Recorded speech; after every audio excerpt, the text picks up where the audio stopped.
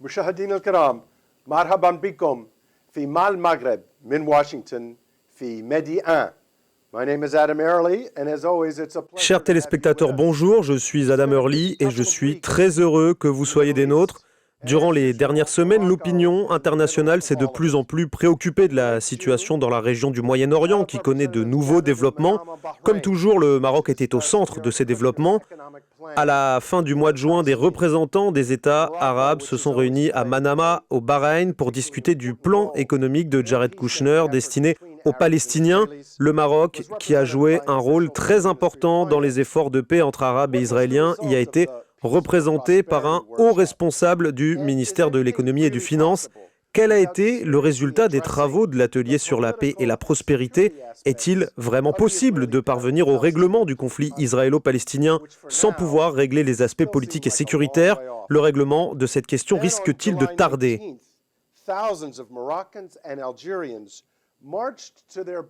Autre sujet d'actualité, le 19 juillet, des milliers de citoyens marocains et algériens ont participé à des marches le long des postes frontières des deux pays pour demander à leurs gouvernements respectifs la réouverture des frontières.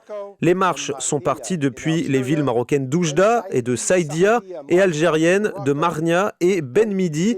D'après les données fournies par le Fonds monétaire international, l'Union du Maghreb arabe perd environ 16 milliards de dollars annuellement à cause de la fermeture des frontières. Que peut-on faire pour apaiser les tensions aux frontières des deux pays?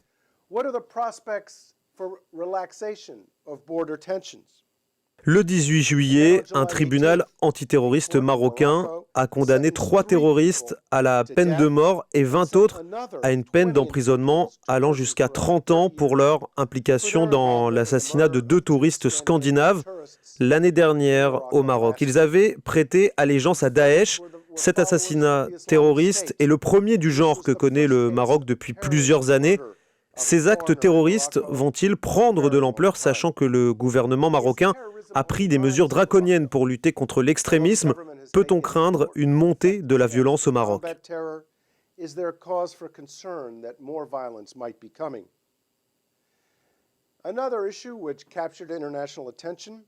L'opinion internationale est aussi focalisée sur la situation préoccupante dans les camps du Polisario en Algérie. Un rapport de Human Rights Watch rendu public mi-juillet dénonce les actions répressives entreprises par la direction du Polisario à l'encontre des opposants dans les camps de Tindouf. Dans un entretien avec l'agence de presse italienne, La Pressa, le ministre marocain des Affaires étrangères Nasser Bourita a rappelé à l'Algérie la nécessité d'assumer sa responsabilité en tant que partie prenante dans ce conflit et a insisté sur la participation effective d'Alger et du Polisario aux efforts onusiens pour un règlement politique de la question du Sahara marocain. Alors quels sont les horizons de progrès diplomatique substantiels au Sahara et les chances de parvenir à un accord? L'Algérie répondra-t-elle favorablement à l'appel au dialogue lancé par le Maroc, les Nations Unies et l'Union africaine? Pour discuter de toutes ces évolutions, je reçois un ancien diplomate américain qui a une grande expérience des affaires du Moyen-Orient et d'Afrique du Nord. Il s'agit de l'ambassadeur Gordon Gray, ancien chef d'exploitation du Center for American Progress, un centre de recherche à Washington, D.C. Il a travaillé comme conseiller principal auprès de l'ambassadeur des États-Unis en Irak de juin 2008 à mai 2009. De 2009 à 2012, il a occupé le poste d'ambassadeur des États-Unis en Tunisie. Auparavant, il a également servi comme sous-secrétaire d'État adjoint aux affaires du Proche-Orient de 2005 à 2008.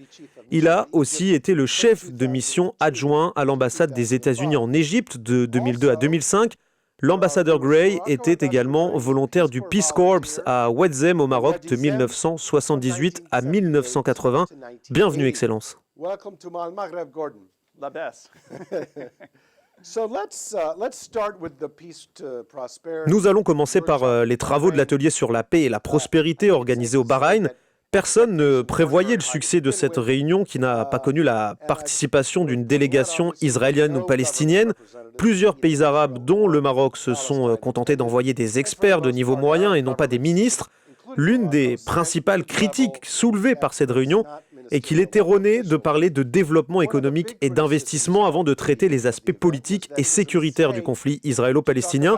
Et jusqu'à maintenant, le responsable de ce dossier, Jared Kushner, n'a toujours pas dévoilé ce que l'on appelle à Washington le deal du siècle qui traite le volet du statut final de l'accord de paix. Alors, comment évaluez-vous les travaux de l'atelier sur la paix et la prospérité? Est-ce que ça a été un succès et est-ce qu'il a augmenté les chances de la paix au Moyen-Orient?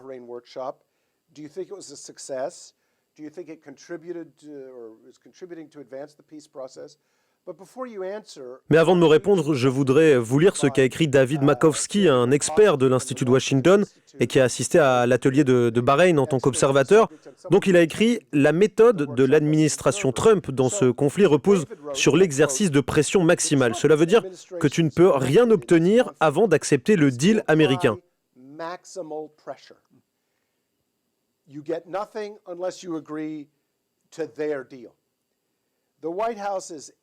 Le style inflexible de la Maison-Blanche précise que tant que les propositions concernant le statut final dans le cadre du volet politique du deal ne sont pas acceptées, le volet économique ne tient plus, ce lien est condamné à disparaître.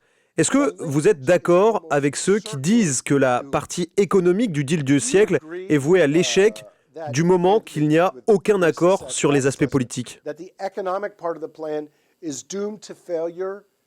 As long as there's no agreement on final status issues? I do agree with that. And to answer the first question, oui, je suis d'accord. Pour répondre à votre première question, je dirais qu'il est regrettable que l'atelier de Bahreïn n'ait réalisé aucun succès, que ce soit pour les Palestiniens ou pour les Israéliens. Je pense que les aspects sécuritaires et les problèmes de colonisation doivent trouver une solution en premier avant de réfléchir à un investissement sérieux dans la bande de Gaza et en Cisjordanie. L'un des exemples est le projet du tunnel liant la bande de Gaza et la Cisjordanie qui a été beaucoup débattu pendant la réunion de Bahreïn. Netanyahou s'est opposé à ce projet et, comme je l'ai dit, malheureusement, aucun responsable israélien n'était présent pour donner son avis. Il est quasiment impossible de prévoir quelles seront les retombées de l'investissement dans le tunnel entre la bande de Gaza et la Cisjordanie en raison de la situation sécuritaire instable. Je me souviens de la déclaration de Jean Chrétien, ex-premier ministre du Canada, à propos du référendum sur l'indépendance du Québec. Il a dit « Le dollar ne parle pas français ou anglais. Il parle la langue de la stabilité qui est aussi la langue de l'investissement. » Aucun investisseur ne peut donc s'aventurer à lancer ses projets dans cette région tant que la sécurité n'est pas assurée.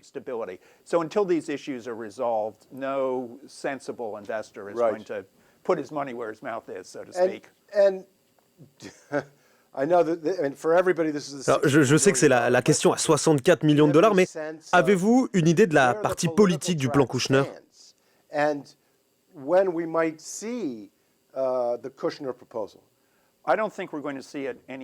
Je ne pense pas qu'on verra cette partie de sitôt. On ne sait même pas si elle existe vraiment à l'origine. Pourquoi? Eh bien, parce que les élections israéliennes sont prévues pour le mois de septembre. Juste après, on doit attendre la formation du gouvernement. Les précédentes élections du printemps dernier n'ont pas permis de former un gouvernement, donc il est décidé d'organiser de nouvelles élections. Et il n'y a pas de garantie que ça aboutisse. Deuxièmement, le Premier ministre israélien est sous enquête suite aux accusations de corruption, de fraude et d'abus de confiance dans 3 affaires, et on ne sait pas comment ça va finir. Ici, aux États-Unis, nous avons les élections présidentielles 2020 qui impacteront la scène politique américaine. On sait qu'on aura besoin des pressions de la Maison-Blanche pour faire avancer le processus de paix. Donc, je ne pense pas qu'on assistera à un réel progrès. Eh bien, peut-être que ce sera une bonne chose pour les pays arabes, car ils subissent de fortes pressions de l'administration Trump pour adhérer au plan de paix américain. Et nous savons qu'aucune initiative de paix ne peut avoir de succès sans le soutien des États arabes. Jared Kushner, accompagné de son conseiller Jason Greenblatt, a rendu visite au roi du Maroc, qui a offert un iftar en son honneur durant le mois de Ramadan. Et la visite de Jared Kushner au roi du Maroc démontre le rôle du royaume dans le processus de paix israélo-arabe. En effet, Jared Kushner, accompagné de son conseiller Jason Greenblatt, avait entrepris au mois de Ramadan une visite au Maroc. Au cours de cette visite, le roi Mohamed VI a offert un iftar en leur honneur. Le roi Mohamed VI est le président du comité Al-Quds et le royaume du Maroc a joué un rôle important et indispensable. Et il a même fourni des efforts fructueux pour soutenir la paix entre les Arabes et les Israéliens par le passé. Mais je crois que la situation actuelle au Moyen-Orient met le Maroc dans une position un peu délicate. D'une part, le royaume est engagé à la fois dans la solution des deux États et dans l'initiative arabe ou le plan de paix du roi Abdallah. Et d'autre part, les États-Unis et Israël ont pris des mesures unilatérales qui détruisent tous les efforts de paix dans la région. Donc, le Royaume du Maroc, pays ami des États-Unis et des Palestiniens et qui jouit en même temps d'une grande estime dans le monde musulman, se retrouve entre deux forces antagonistes. Ma question, donc, comment, d'après vous, le gouvernement marocain peut-il gérer ces pressions et trouver la bonne voie pour rester à la fois engagé par ses principes et maintenir ses bonnes relations avec les États-Unis? Je pense que la voie à suivre par le Maroc ne diffère pas de celle qui a été suivie à l'occasion de sa participation à l'atelier de Bahreïn. Le Royaume n'était pas le seul pays qui avait envoyé un expert du ministère de l'économie et des finances. Il n'y avait aucun représentant de niveau ministériel. Donc, de cette façon, il pouvait informer les États-Unis de cette forme de participation sans être critiqué par l'opinion publique. Cette façon de faire est la même que celle de plusieurs autres partenaires des États-Unis, et pas seulement qu'en Afrique du Nord ou au Moyen-Orient ou en Afrique. De cette façon, on maintient donc l'équilibre entre garder de bonnes relations avec les États-Unis et soutenir la solution des deux États.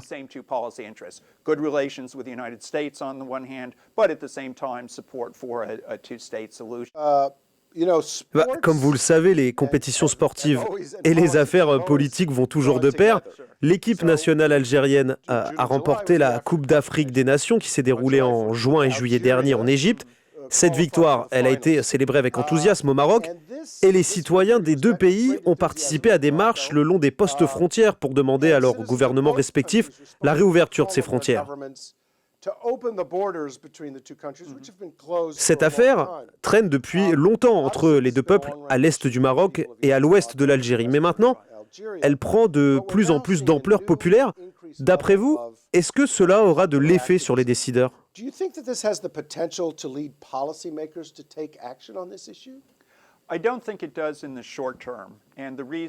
ne pense pas qu'il y aura un impact sur les décideurs, du moins à court terme. Et la cause en est les événements politiques en cours en Algérie. Vous avez évoqué les manifestations du 19 juillet aux postes frontières des deux pays. Il y a aussi les mouvements de protestation qui se déroulent depuis plusieurs semaines en Algérie et qui vont se poursuivre encore plus. Je crois que le gouvernement et le peuple algérien sont maintenant préoccupés par ce qui se passe à l'intérieur du pays. Mais à moyen terme, je pense qu'il y a une forte probabilité pour que plusieurs questions soient résolues, dont celle de l'ouverture des frontières. Car il est prévisible que l'Algérie connaisse une ouverture sous une nouvelle autorité qui sera peut-être plus réaliste.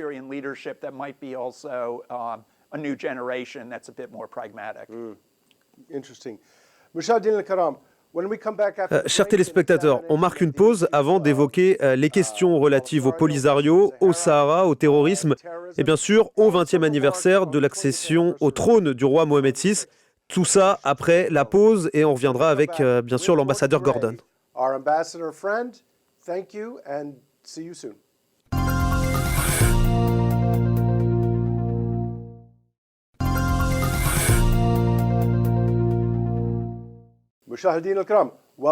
Chers téléspectateurs, avec l'ambassadeur Gordon Gray, nous allons maintenant entamer le débat sur le Sahara, le terrorisme et le 20e anniversaire de l'accession au trône du roi Mohamed VI.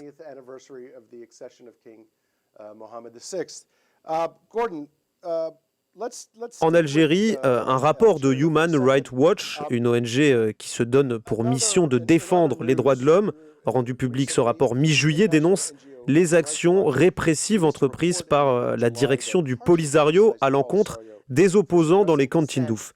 Cette dénonciation fait suite à la publication de nombreux rapports durant les 2 dernières années, des rapports confirmant l'implication des dirigeants du Polisario et de hauts responsables algériens dans le vol, notamment de biens matériels, et le détournement d'aide humanitaire destinée aux séquestrés des camps de Tindouf.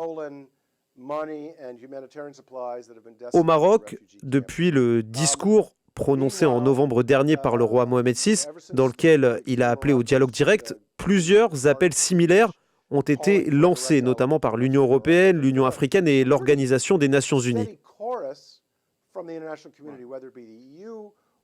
Si la situation continue à se détériorer dans les camps de Tindouf et que les pressions s'accentuent contre ces partis, croyez-vous que ces appels vont aboutir à une percée substantielle dans le processus politique ou même à un progrès de moindre importance?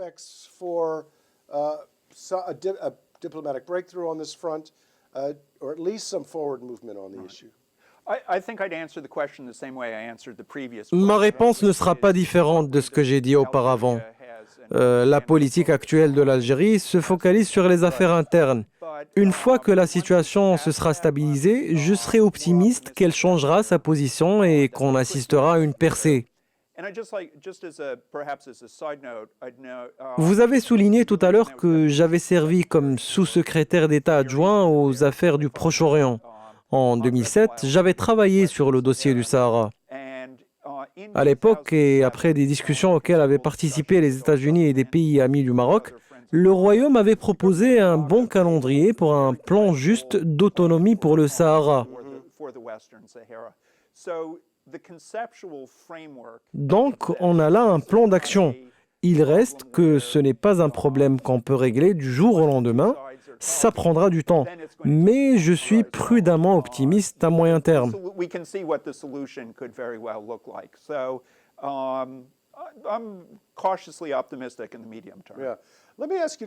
Permettez-moi d'évoquer avec vous maintenant la position actuelle des États-Unis sur le conflit du Sahara. Vous avez quitté votre poste à la fin du mandat de Hillary Clinton et donc vous n'avez pas travaillé au sein de l'administration Trump. De nombreux observateurs craignent que la position américaine sur le Sahara ne change après la nomination de John Bolton au poste de conseiller à la sécurité nationale des États-Unis. La principale cause de cette crainte réside dans les positions de Bolton sur la question lorsqu'il était conseiller de l'ancien envoyé personnel américain du secrétaire général de l'ONU, James Baker. Il a toujours été très critique à l'égard de la mission de la MINURSO en plaidant pour réduire la durée de son mandat. Selon lui, la mission de la MINURSO coûte trop cher et elle a échoué dans sa mission centrale d'organiser un référendum. Alors j'ai 2 questions pour vous. Peut-on dire que le soutien américain à la MINURSO soit en danger? Et jusqu'à quand, finalement, peut-on attendre?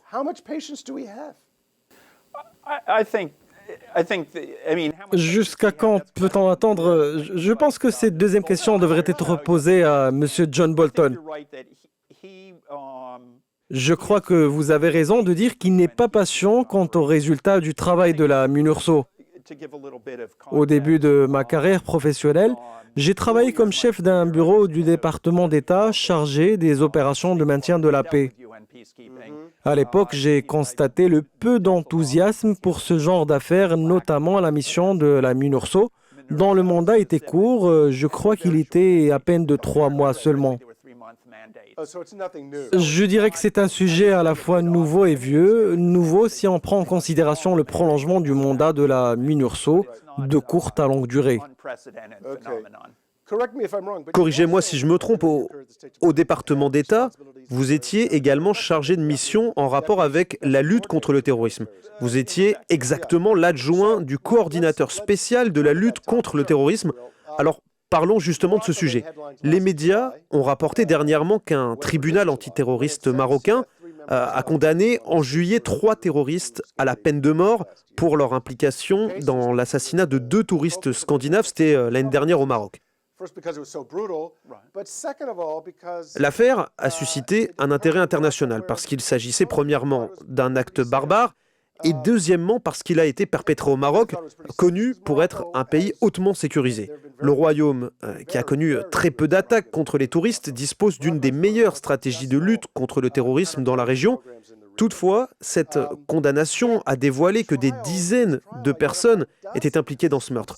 Alors, ma question pour vous, quel jugement portez-vous sur la nature de cette menace et sur l'efficacité de la stratégie de lutte contre le terrorisme au Maroc? Sure.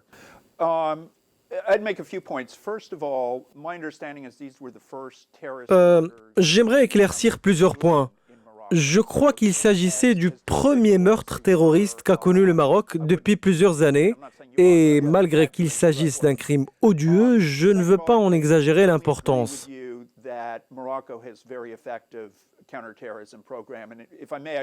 Deuxièmement, il est vrai que le Royaume, qui dispose d'une stratégie efficace de lutte contre le terrorisme, il est devenu un modèle et une référence internationale dans le domaine. Il est de notoriété publique que toute stratégie ne peut réussir à 100%. Et nous, aux États-Unis, nous sommes les premiers à en être conscients. La stratégie marocaine multidimensionnelle est basée sur un système à 3 piliers cités dans le rapport du département d'État. De ce fait, nous considérons que le Maroc est en pole position pour contenir les menaces terroristes. And I think the other sort of good news, if there is any. Et puis comme vous le savez, toutes les personnes impliquées dans ce meurtre ont été arrêtées et jugées.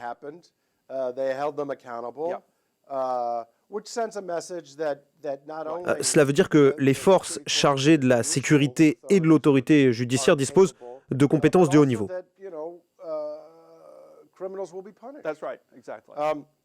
Alors, une autre question, si vous le permettez, M. Gordon.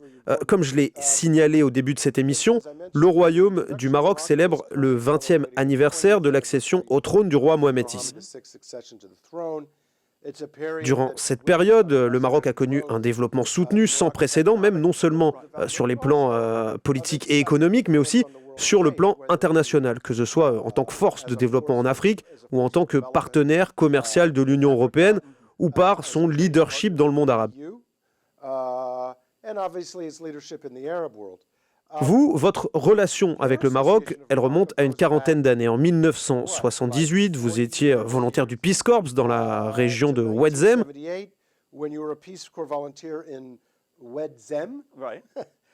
Et pendant votre carrière diplomatique, vous avez été à plusieurs reprises en contact avec le Maroc. Vous avez côtoyé ses citoyens, discuté avec plusieurs de ses responsables. En cette occasion, pouvez-vous nous parler maintenant de cette expérience, de votre première visite au Maroc en 1978 jusqu'à maintenant? Une expérience durant laquelle vous avez assisté à beaucoup de changements générationnels et politiques. En tant qu'observateur, qu'est-ce qui retient particulièrement votre attention et pouvez-vous nous en parler en vous adressant à nos téléspectateurs qui fêtent cet événement? Bon, je pense que mes observations ne concernent pas seulement ces heureuses 40 années passées en relation directe avec le Maroc, dans 2 années à travailler comme volontaire du Peace Corps à Ouadzem. Premièrement, il faut souligner que le roi Mohamed VI est très en avance dans le domaine des réformes. Je voudrais citer à ce propos la création de l'instance équité et réconciliation, qui est une démarche très avancée et innovante et constitue un exemple de la vision progressiste du roi sur les réformes. Pendant mon séjour en Tunisie, et qui a coïncidé avec le printemps arabe, nous avons assisté à un développement différent du comportement des 2 peuples avec leurs dirigeants. Ben Ali a été renversé après 4 semaines, alors que nous avons tous constaté la stabilité qu'a connue le Maroc. Deuxièmement, je crois que le roi se distingue par une grande flexibilité dans son comportement et sa relation avec les leaders politiques et avec la volonté de son peuple. Troisièmement, le gouvernement marocain, sous la conduite du souverain, est aujourd'hui disposé à bénéficier de toutes les opportunités offertes. Et là, je vous cite quelques exemples de mes propositions faites aux dirigeants tunisiens. Ici, j'ouvre une parenthèse pour souligner que j'ai beaucoup apprécié mon passage en Tunisie. L'un de ces exemples concerne l'accord de libre-échange et vous êtes au courant de cela puisque vous étiez ambassadeur au Bahreïn. Les Bahrainis, les Marocains et beaucoup d'autres pays au Moyen-Orient ont bénéficié de cet accord. Par conséquent, leurs économies ont progressé considérablement. Par contre, Ben Ali a été méfiant et n'a pas adhéré à cet accord. Plusieurs hommes d'affaires tunisiens que j'ai rencontrés ont exprimé le regret de ne pas avoir conclu un accord de libre-échange avec les États-Unis. C'était une grande opportunité ratée par les Tunisiens. Il y a une grande différence entre les deux pays. Le Maroc a dernièrement lancé une ligne aérienne directe reliant l'aéroport de Dallas à Washington DC et Casablanca, après avoir mis en service des lignes directes de New York et Miami. Par contre, il n'y a aucune ligne directe vers la Tunisie. La disposition du Maroc à tirer profit des opportunités économiques est un signe de la forte volonté royale. Yeah. You know, it's interesting your comment about getting ahead of the curve. In other words, anticipating change. That's right. Dans votre comparaison du Maroc et de la Tunisie, vous avez souligné l'importance de la planification du changement pour que ce dernier ne vous soit pas imposé. Actuellement, l'Algérie souffre des mouvements de contestation qui témoignent de la déception et du désespoir populaire et qui prennent de l'ampleur parce que l'ancienne garde s'accroche au pouvoir et empêche finalement l'ouverture du régime qui exerce une mainmise sur tous les biens du pays.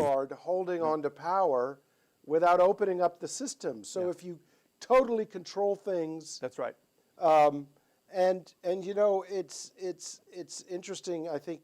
Si nous observons les pays qui ont progressé face à ce tournant, force est de constater qu'ils sont dans une position de force qui leur permet de rester stables, prospères et jouissant de la sécurité. That's right. That's right. And I think if we look back, C'est correct, c'est correct. Je pense que si nous regardons 20 ans en arrière, nous constaterons que plusieurs jeunes dirigeants arabes sont arrivés au pouvoir, et pas seulement au Maroc. Alors, il nous reste quelques minutes et une question un peu difficile pour vous, Gordon Gray. Comment voyez-vous le Maroc d'ici 20 ans ? Je pense que le Maroc continuera sur le chemin de la prospérité. Il s'agit d'une société ouverte qui a un lien avec l'Europe. Le Maroc tente de renforcer ses liens en Afrique du Nord et au Moyen-Orient et pas seulement avec les États-Unis. Grâce à ces relations, je pense que le Maroc progressera économiquement. J'aime le peuple marocain et je crois qu'il accomplira un bon travail et je lui souhaite vraiment plein de succès. Mushahideen al-Kiram, I think Ambassador Gray gave us Je pense que l'ambassadeur Gray nous a donné un aperçu très précis et positif sur le Maroc durant les dernières et pour les 20 prochaines années. Je profite de cette importante occasion pour présenter mes félicitations à Sa Majesté le roi Mohamed VI, au peuple et au gouvernement marocain. Je leur souhaite bien sûr stabilité, prospérité et sérénité, que l'amitié maroco-américaine dure pour l'éternité. Elle existe déjà depuis plus de 200 ans et elle est bien plus forte qu'elle ne l'a jamais été. Merci Excellence et merci chers téléspectateurs. Thank you as always for joining us. Thank you Ambassador Gray for sharing with us your thoughts. Ila liqa. Great. Thank you, sir. Thank you.